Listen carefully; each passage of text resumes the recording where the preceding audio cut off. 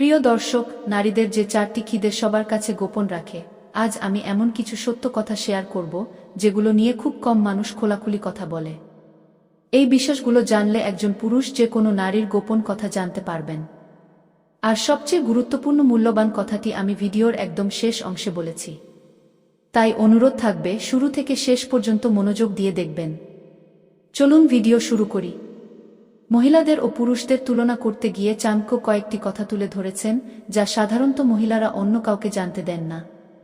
Number ১, পুরুষদের থেকে মহিলারা স্বভাবতই অনেক বেশি লাজুক। পুরুষদের থেকে মহিলাদের ৪ গুণ বেশি লজ্জাবোধ থাকে। এই লজ্জাবোধের কারণে বেশিরভাগ সময় তারা মুখে কিছু বলার থেকে মনে মনে ভাব বেশি। আর মনের কথা মুখ ফুটে বলতে না পারার কারণে সেই কথা মনে গোপন থেকে যায়। ২, চাণক্যের কথা অনুসারে শারীরিক মিলনের কামনাবাসনাও পুরুষদের থেকে মহিলাদের মধ্যে অনেক বেশি থাকে।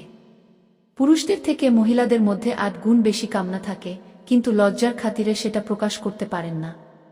তারা নিজের মনের ইচ্ছের কথাগুলো মনে গোপন রেখে পরিবারের যত্ন করে চলেন। মহিলাদের এই সহজশক্তিকে চূড়ান্ত নিদর্শন বলে মনে করেছেন আচার্য চাণক্য। ৩, সাধারণত আমাদের সমাজে পুরুষকে সাহসী ও বীর বলে মনে করা হয়। চাণক্য কিন্তু বলে গিয়েছেন সম্পূর্ণ উল্টো কথা। তিনি জানিয়েছেন মহিলাদের সাহস পুরুষদের থেকে ৬ গুণ বেশি থাকে।